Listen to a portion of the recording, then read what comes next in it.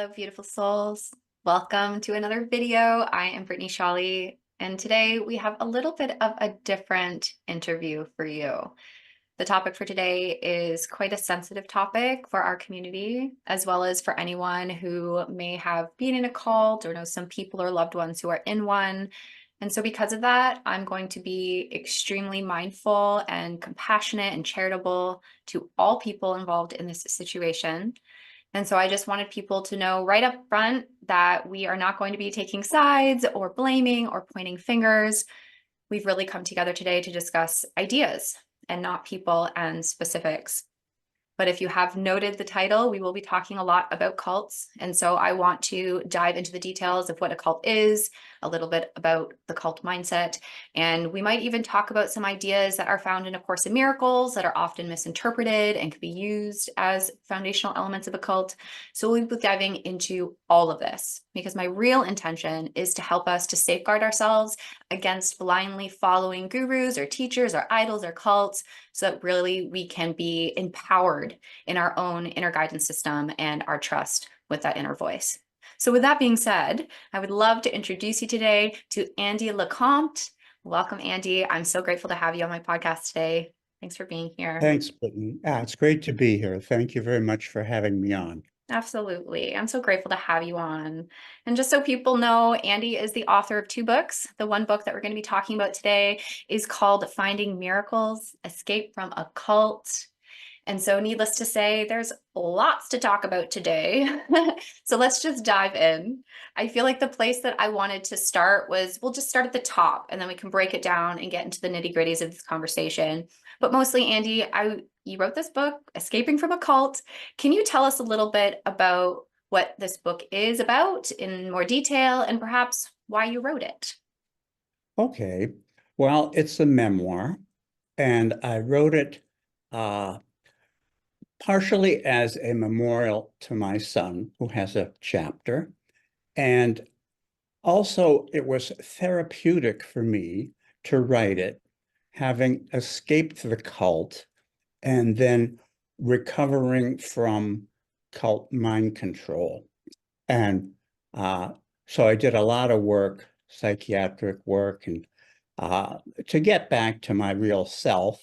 But I think the principal thing that did it for me was writing this book so I could get my mind straight and just tell the truth. This is what really happened. And it was great. And then I had a miracle at the end, but I can tell you about that later. Yes, I would love you to tell us about that later. But thank you. That's what I tuned into from the first few sentences of your book. I'm like, wow, like this is about you. This is about your experience, your story, what you went through, what you moved through, what happened, where you are today. And I just felt like it was just so humble and honest and real about your experiences in this cult and afterwards. So I commend you for that, honesty and authenticity, because really, if we're on this path of healing, that's like numero uno, right? So Yeah. I'm really grateful for that and your Yeah. transparency in the book. So with that being said, and it being all about cults, I wanted to share a few of my ideas on it and then ask you some Yeah. questions on how you see this. Okay. Very good. Um, Yeah. so when it comes to cults, I've really been shown that they are predominantly made up of an idol and idolizers, right? Simple enough. But I've really seen that a lot of the time, these idolizers will look to the idol as if they have something that they don't. And so right away, there's a sense of equality that just like destabilizes the whole unit. And I've also realized that in this process of idolizer, that there seems to be like a 3-part process to it, that there's the idol who then establishes other idols, and then there's like the lower rung ladder. So there's like people in the middle who are kind of the voice of the idol sometimes and take on their ideas.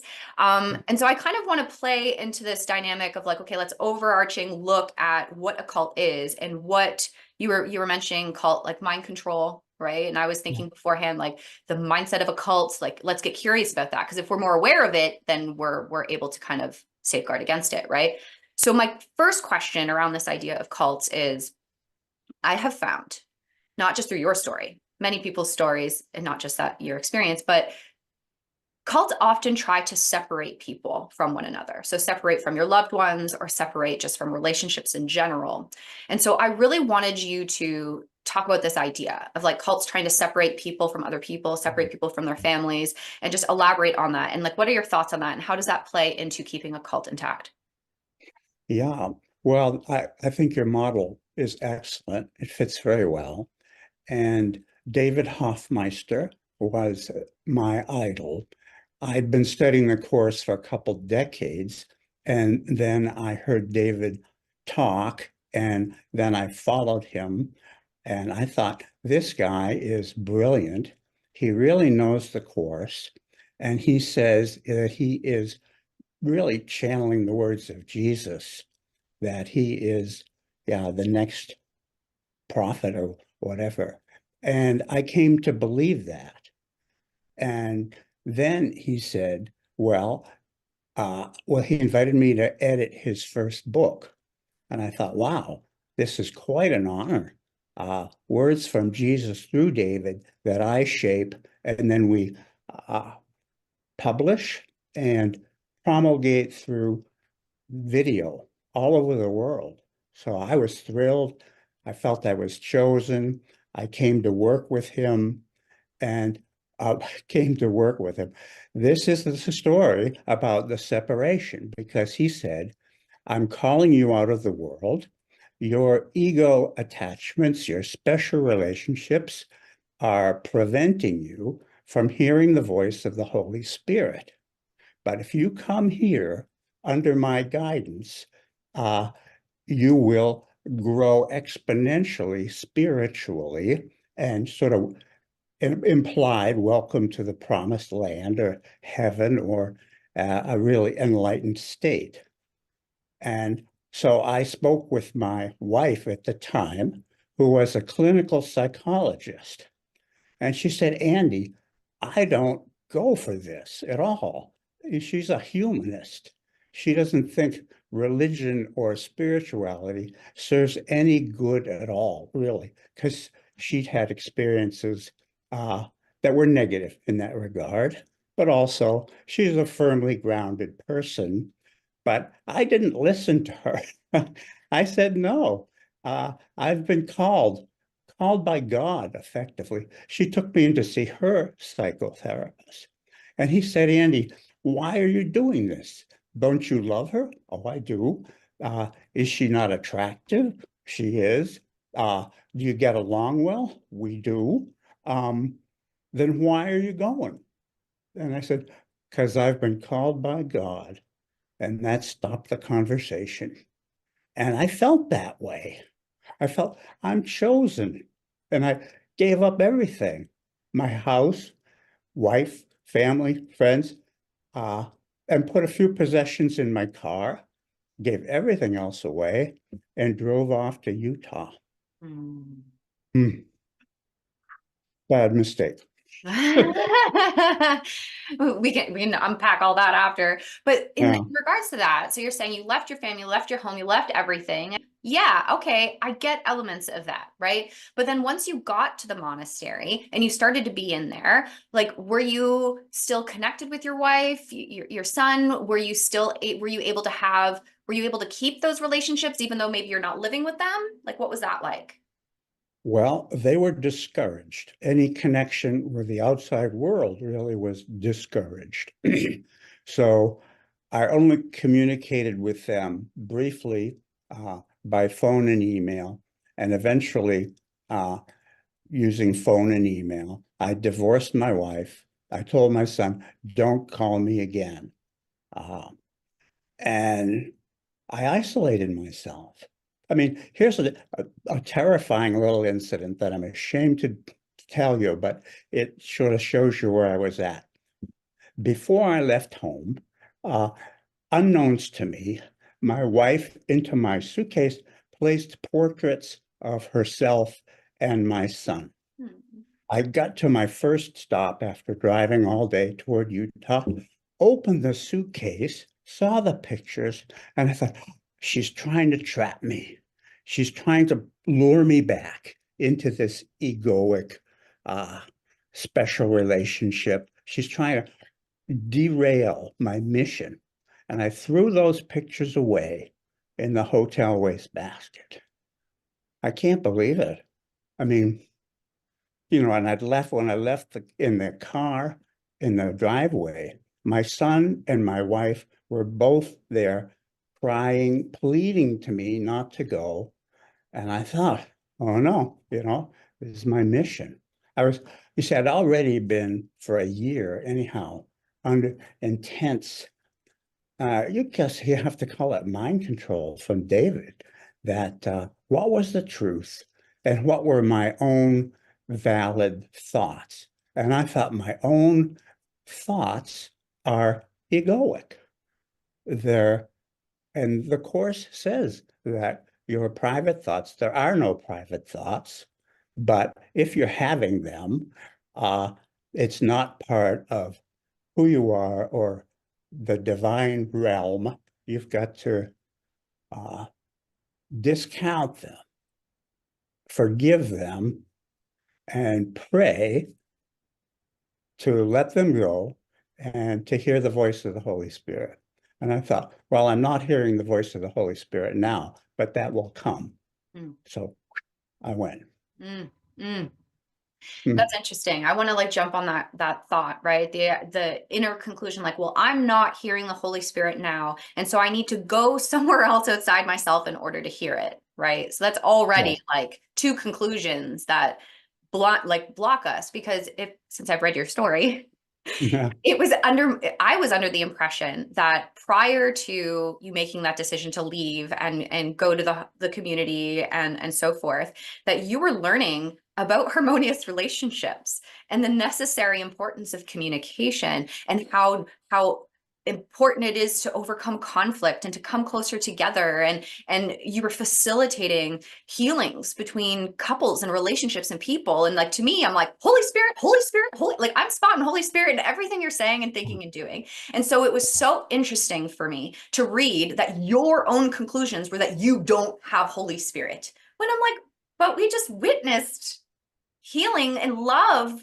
of the Holy, that Hmm. could only come from the Holy Spirit coming through you. But the conclusion is still, I don't have Holy Spirit. I need someone outside myself who hears Holy Spirit better to help me. Right. Hmm. So that was one Yeah. highlighting thing that I was like, wow, that's such a slippery slope for students, whether they're Um, religious, whether they're spiritual, such a slippery slope that we want to hand that authority to someone else and disregard those moments of Holy Spirit in us. And in my experience with the Course, we just went through this in chapter 16 about him asking us to look for the witnesses to the miracle. Look for the witnesses to the miracle in yourself and in your relationships, and look for the witness to the miracle in others, right? yeah. And Yeah. so I was witnessing to it in you. So I was like, what do you mean you don't hear the Holy Spirit? Maybe you need to improve it. Maybe it needs to be consistent. Maybe it needs to be stable and all the time. And that's just with practice. But the denial that the Holy Spirit is there speaking is huge. Yeah. I mean, it's so ironic that I definitely had experiences before I went Mhm. that indicated uh, guided by universal love, Holy Spirit, Yeah. whatever. I visited people in the hospital, and their families came in, and they were amazed at how I lovingly turned the whole situation from fear to love. And but at the end, they were all touching the dying person and singing, what is it? Amazing Grace. Mm. And then I had to go. But it was incredible. I did amazing things. When I got to Utah, no miracles the whole time. Right. Well, this kind of leads into my next question, in a sense, that Jesus in A Course in Miracles tells us that miracles happen in equality. It is a giving and receiving exchange between minds, between equals. But if we see ourselves as less than, idolizer, miracles aren't possible in that state of mind. So I'm not surprised that Yeah, the effects of the miracles weren't birthing themselves, because when we're in a state of inequality, it's just lip service. It's concepts, it's pretty words that sound nice, but there's a very big mhm, difference between concepts and words and miracles. yeah, Yeah. yes, sir. My next question for you has to deal with, this ties into what we're saying.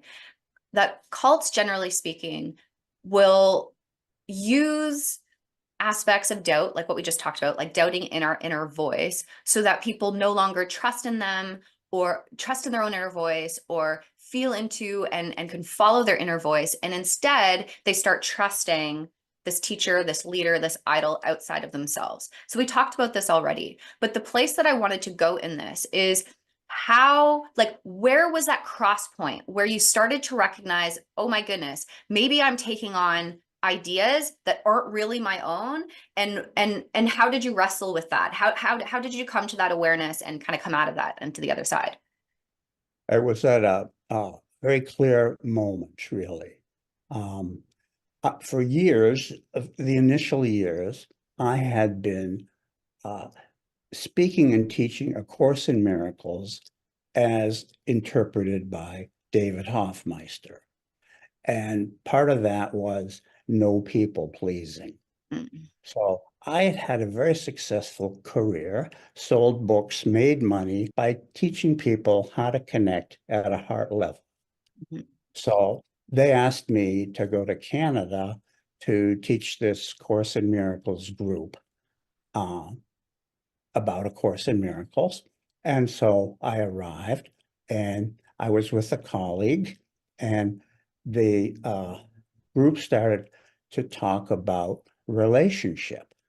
And at the beginning, I came out with the line with what I was, going to say. I knew the course. I knew what David would say, sort of. And I said it, and I thought, I can't do this. Suddenly, there was a moment where I said, I can't do this.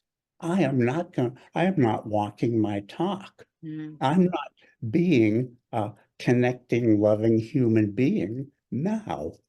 I'm parroting theory, ideas that I don't hold in my heart. And I stopped talking. Then I let my colleague continue for the several day workshop, and they talked a lot about relationship. And I just felt sad, because I felt like, my God, I've lost it. And so I came back to Utah depressed. Well, first disillusioned and then sank into depression. man. Well, first of all, even having that awareness that what was coming out of you wasn't from your soul, like wasn't from the spirit, but you were just parroting the words that you learned. I think Mhm. that is the first step of awareness, that I'm just regurgitating things that I've picked up instead of integrating it into my being. And Mhm. I mean, the Course in Miracles opens up that this is not a course in theology. It's a course in a universal experience. So unless we've experienced what the course is saying, it's not going to make sense. Like, it's not going to make sense intellectually, right? But if we think that someone else gets it better than us, then we're just going to accept those ideas intellectually in place of that universal experience. And that's where we can get into trouble and where we can be led blindly into these things. Yeah. Um, this kind of ties in with the idea of taking some course quotes and misinterpreting them and they kind of being used against us. So you were saying that the workshop was all about relationships, right? Like, we just established that you had left your son and your wife and your home and your everything. And I remember in your book, there was one point where you were almost grieving, like grieving the loss of your family and leaving them and missing them a lot. And you had said something to one of the ministers of peace about this. And I remember her comment to you being something of the matter, like something like, oh, well, they're just illusions anyway. And you Yeah. made conclusions later in the book of like, well, they were just illusions anyway. And in my mind, I go, no. The ego in the body is an illusion, sure. But there is a soul and a son of God that is very, very, very real. And Mhm. Jesus in the Course says that all relationships are total commitments, and that we're learning how to have real relationships with individuals, which is, I feel like, the path you were on before. Yeah. Right, with the communication and the conflict resolution and stuff like that. And so my added thought to this is, how important do you think that it is for us to take ideas like this world is an illusion and make that practical for us instead of it being just like a wipe of a hand at the world and a wipe of a hand at relationships. So everything's illusion, so I don't have to pay attention. That sort of thing. Can you expand upon this idea a little bit more? Yeah, we need to refocus on the purpose for all of this. Um, it's not about theology, it's about love. I mean, Jesus was the I don't know, exponent, the idea coming to earth of being loving, being kind, especially to people who've been downtrodden by society. So this is something that I really resonated with. This is something I wanted to carry forth. And yeah, that's the main thing. You got to really say, what's this all about? Is it about following a leader who says he's the exponent of God? Or is it about in your heart being a loving person and extending that? Andy, that's exactly what I wanted to get out because, again, with this idea of like, we take leaders' ideas instead of true ideas in our heart. So you were saying people pleasing. No, people pleasing is a big idea. Yeah. And you also mentioned in your book how because of the no people pleasing, people were missing out on the golden rule: do unto others as you would have them do unto you, which is what I think you're getting at. Like the purpose of relationships is to love others like Jesus did, and to love those who are downtrodden, love those who don't see themselves as the Christ, like David and his ministers of peace surrounding them, right? So we're meant to, be of service. So that I felt was a very interesting thing, that if the ideas of David are taken, no people pleasing, then it almost cancels out do unto others as you'd have them do unto you. Can you maybe share some experiences where that confusion played itself out? Um, well, all the living miracles ministry did in the world, like on the ground, was take. Mm. It took people's money, and David would say, however he obtained it, that it was God's money and due to him, uh, because he was the exponent of God on earth or whatever. And we didn't have any decent food, really. We got our food from food pantries. So we were taking it almost out of the mouths of, poor people and to eat it. And it seems hypocritical to me. Uh, they were awash in cash. Um, I paid $1,000 a month to work 7 days a week, long days, uh, and I was not compensated or even thanked. So it was a cold, unloving environment. And I remember at the beginning, some people came and stayed for a week or a few days, and it was cold, unloving environment. They left. Only some of us, who I think were marked at the beginning, because we had money or attractive young woman, had something that was wanted by our idol. So what do you have to say to people in the community who'll be like, "Oh no, well it's only love here. It's only love here." And they have this opinion that like only love is going on. But then and you're not the only one who's sharing your side of the story. Like I told you, this has been corroborated with people that I've worked with therapeutically for years. People have come out after your book to me. So you're not alone in how you're seeing this. But where does that come from? This two totally different ways of seeing one same place. Um, well, I think it's the idea that this person who was heading this cult um, was had, let's say, narcissistic tendencies of uh, wanting to exploit, targeting and wanting to exploit certain people. So I had money after I got some inheritance from my mother, and uh, David basically said he wanted it or he would kick me out. So uh, I was I had burned all my bridges, wife, family, friends, everything. I had no place to go. Then I was depressed. And so I thought, well, I don't want to be kicked out on the street. I was in Mexico at the time. I don't want to be kicked out on the streets. Even if I keep the money, where would I fly? Where would I go? And would I have a social network? I just felt so terribly alone that I gave him the money. And a few months later, they kicked me out anyhow. So I forget what the question was, but that was traumatic. I have one saving thing that happened about my son. Right at the end there, he sent me a letter saying, I still love you.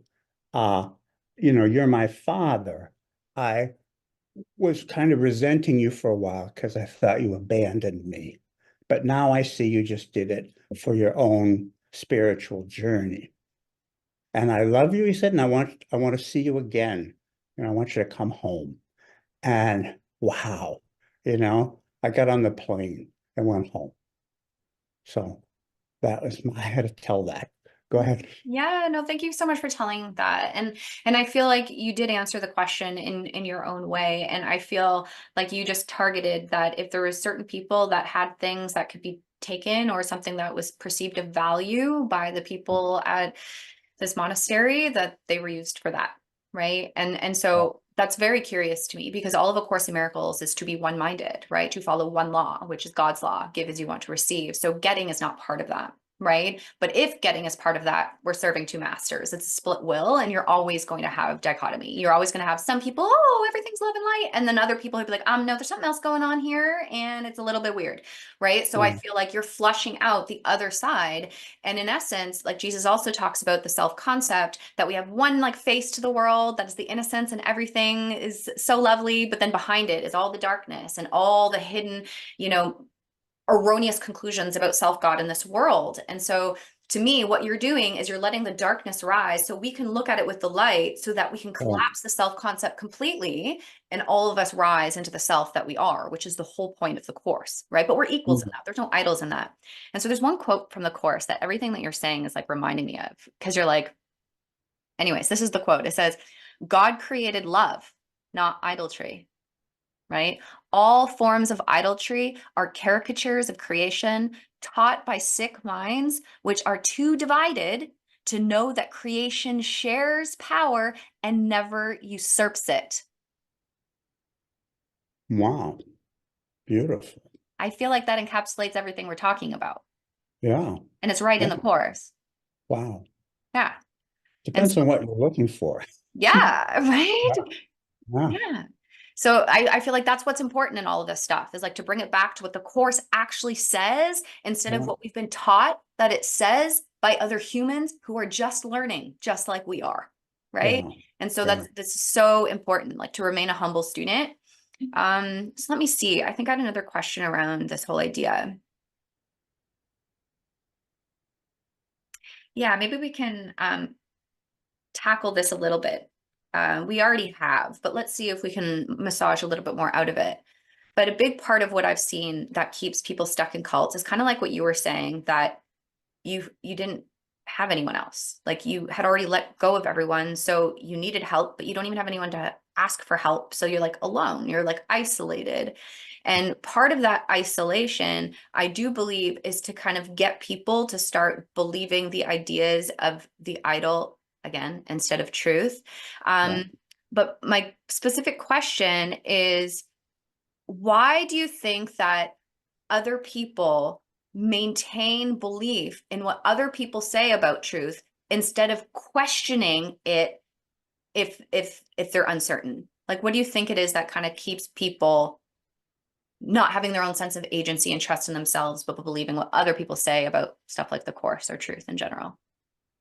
Um, well, I had taught myself to distrust myself, to distrust my own thoughts, Right. um, and that there was indeed a higher, or I mean, a course says this is a course in mind training.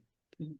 And we're going to have all of these, I mean, daily lessons and text and workbook and pamphlets and everything to realign our thought process so that we can let go of the egoic and take hold and experience the holy. And so I lost trust in myself.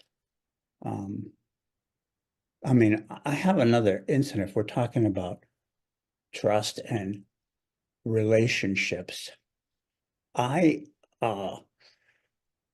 was hesitant to give this money to David. And I went to see the one messenger who I thought I could always trust, who really cared about me. And I call her Maria in the book. But for a decade, we'd been close friends because I knew her even before I went to Utah. So maybe it was a little less than a decade. But she was the person who I could always go to and spill my heart, tell her my doubts, and trust her kind counsel. So I went to see her about giving all this big amount of money to David. And we used to lie on her bed and cuddle non-sexually, but very intimately. And I would say everything that was on my mind. And then she would listen to it kindly. And then she would conclude, well, your biggest obstacle to spiritual growth and development is your attachment to this money.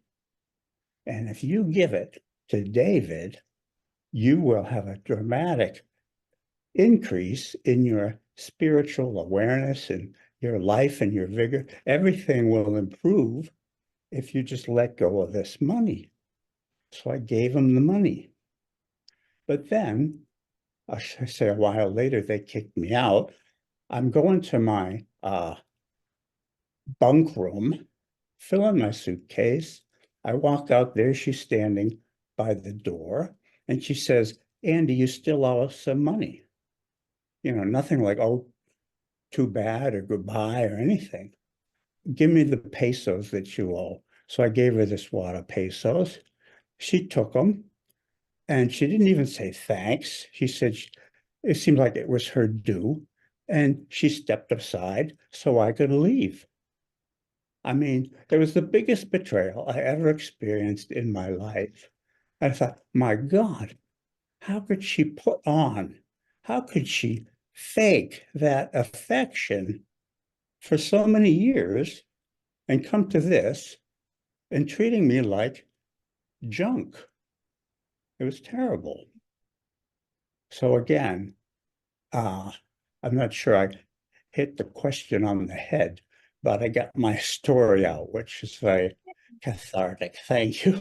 Yeah, thank you. That's in part what this is for, right? Yeah, We need to just like share what you went through. yeah, And it helps. I think I think a lot of people are gonna like relate to you and hear similarities in what you're saying with maybe some experiences that they've had.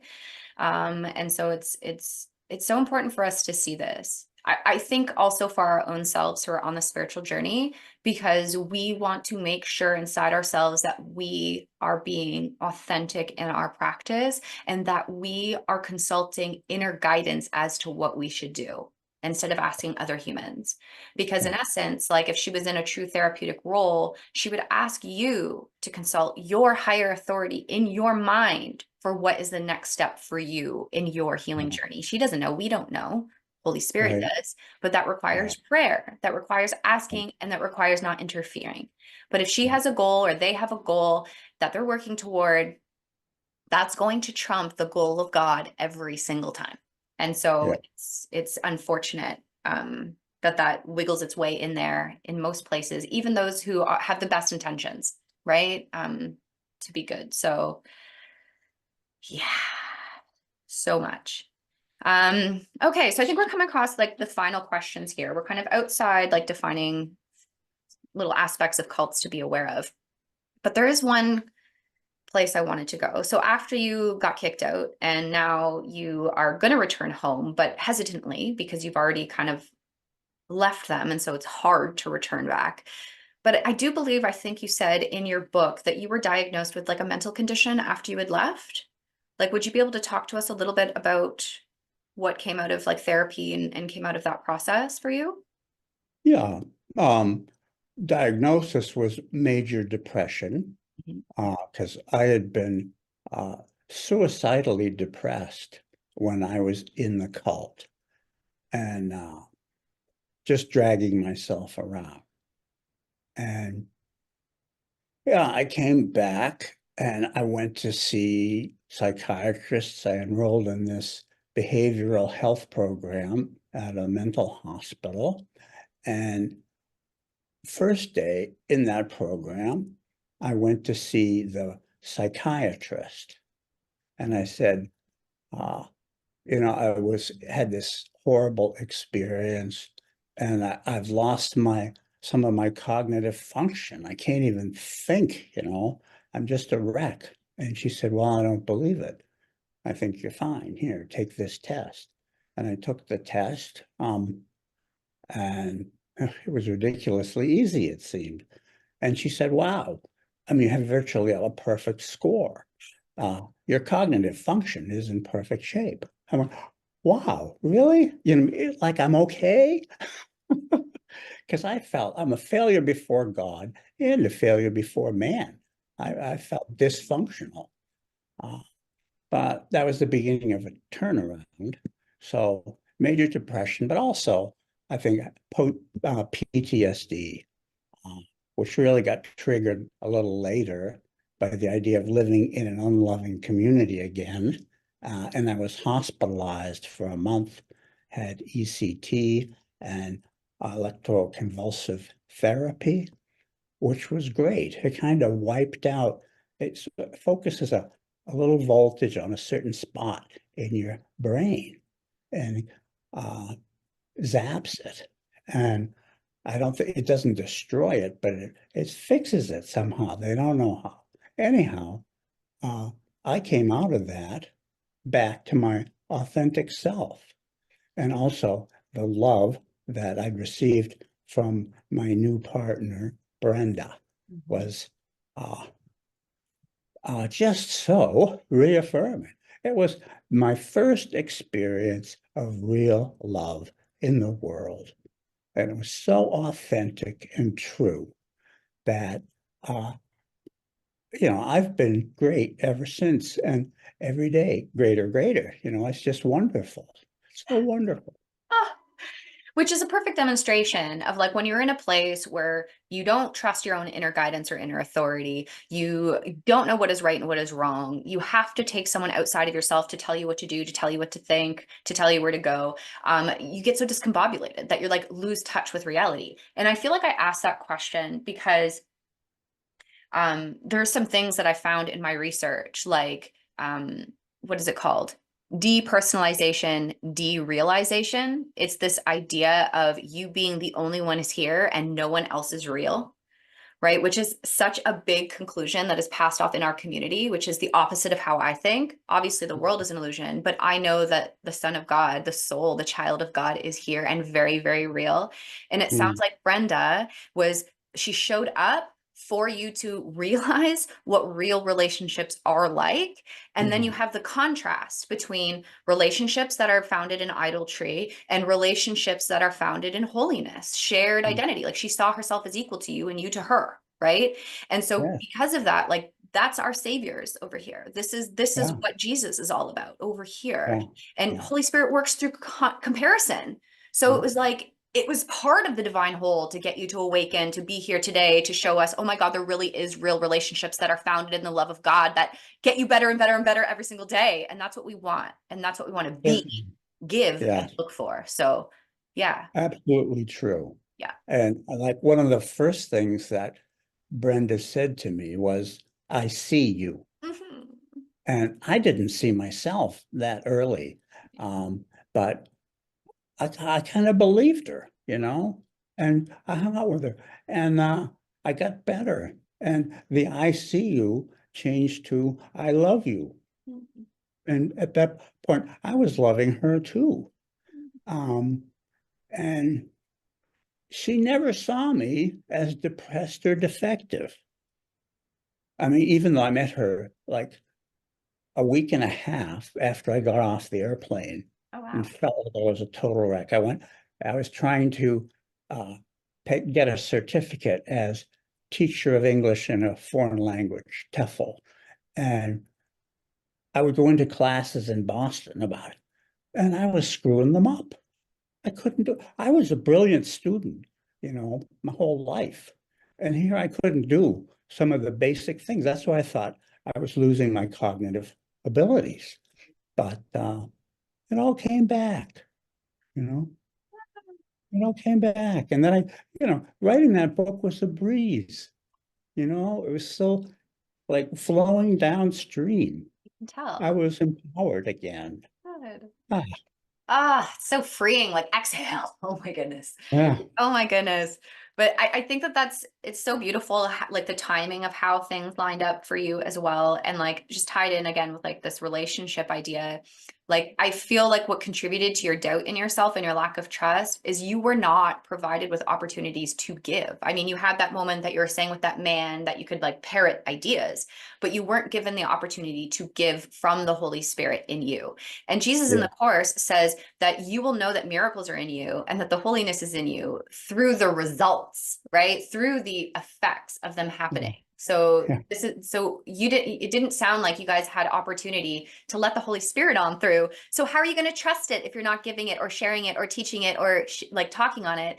And it's almost like you guys were put in this position to not be able to do it either because right. the hierarchy that was established. Like it was saying that there's David on top and then there's the ministers in the middle. They can hear The the Holy Spirit, he can hear messengers, he Jesus, but called not them, you. right? Yeah. He called them messengers. Oh, And messengers, sorry. at Yeah. their maximum, there were 12 of them. Okay. And they had given everything to join with David. Mm, And they were sort of, yeah, expected to be the voice of the Holy Spirit too. But they weren't. They were human beings. They made mistakes. I could see it. So here's this cognitive dissonance, It's supposed to be this way, but it's not. right. Exactly. But the thing that's beautiful about this is like the fact that you were in it, you've been through it, and you're now at the other side. And here we are talking about it, not judging it, not blaming, just like observing. And that's what we have to do. We're asked to do that in the course. You got to look at the stuff with the Holy Yeah. Spirit in order to see it differently. So I feel like through this conversation and through your book, right, you are giving people an opportunity to ask themselves some fundamental questions about how they see and what they believe and what they think and what the dynamics are that are going on around them, so that this whole cognitive dissonance thing doesn't happen, so that people don't lose touch and trust with the Holy Spirit, so that people aren't led blindly to following what humans are teaching and saying about ideas over Christ or inner teacher. So I feel like you're doing a huge service to our Mm. community and to just people in general. So Mm. like I'm really grateful for you. Um, I think one of my final questions here for you is what would you say if you could encapsulate what you learned and what you realized, just I guess about yourself, like what you learned through this whole thing? Like how would you encapsulate that? Like what would you say you learned the most about going through this experience? Mm. Always trust the urgings of your heart. So your gut feel, your intuition, feel that. And if it's an alarm or anger, take a minute, pause, because you're misinterpreting things. You can shift your perception on things. If you go back to, okay, I'm upset with this other person, what's their loving intention, even though it's distorted and they're acting in anger? What do they want? I mean, maybe they want to be understood or to be supported or to be seen differently. And I ask them, uh, what would you like to have happened? Or how would you like things to be? Tapping into the positive things instead of this fear. So Yeah, I think trust yourself, trust your heartfelt truth. I love that. Those are very practical. Like the added language on that is I feel like what you're saying is listen behind the words. That Yeah, people might say words on the surface, but you need to listen to what they're actually saying behind. And that's just a practice of listening to yourself. Like you're saying, you have to listen to your heart, your deepest gut. And that's what I yes, say, your intuition, your deepest gut instinct, like will speak, but you yes. have to listen to it when it speaks. And the more you Mhm. listen, the more you trust, and then the more the Holy Spirit will help you to listen beyond the words to actually hear what people are saying and what they're needing and wanting and all that stuff. And that's how Yeah, we come together. yeah. Now I'm back to my first book, which was creating harmonious relationships. Right. Uh, it's the way to go. It is the way to go. I I was got cheering deep you love. on when you're like talking about it. I'm like, yes, we're building software that is so in alignment with that book, by the way. Just Oh, saying. great. Yeah, we'll talk about that later. But seriously. Okay. Yeah. So like there was so many that was what it was too, is I felt so connected to you on your journey of spirituality before you got to the monastery, and just the tools that were given you by the Holy Spirit to help others. I'm like, that's what was given me to help others. That's what we're doing too. And I'm like celebrating you. And then you slowly just like pulled away from yourself and pulled away from your reason and pulled away from your inner understanding of things. And it was like, wow, it's almost like through your story before your eyes, you can watch Mm, that disconnect happen where yeah, you lay down your ideas, but instead of the Holy Spirit's ideas clearing out your ideas, now you have other humans' ideas on top. And then you get yeah, confused. yeah.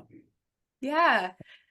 Well, I think that's the main questions I have for you today. But is there anything else on your heart or on your mind that you wanted to make sure anyone who's listening hears today? Is there any final words to share with us?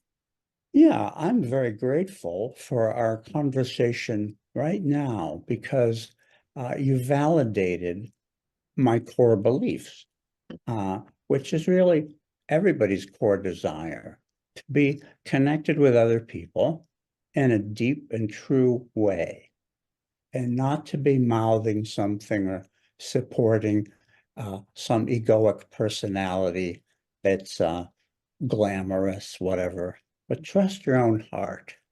So I want to thank you very much, Brittany. It's been great. Well, thank you too, Andy. It has been great. And again, thank you for just being so real and honest with your experience. I know so many people are going to receive so much from this. And with that being said, you guys, if there was some helpful nuggets in here for you, some maybe questions or curiosities, maybe even triggers, feel free to put them in the comments below. So we welcome all questions, thoughts, and curiosities on this topic in the comments. And I'm sure Andy might keep an eye on it too, and we'll be there to support Yeah, everyone. So definitely. yes, awesome. Well, thank you everyone for being here. Thank you, Andy, for your time and for writing this book and for being here as well. And just so much love to everyone who is listening. Thank you for being here. Thank you. Bye-bye. Bye.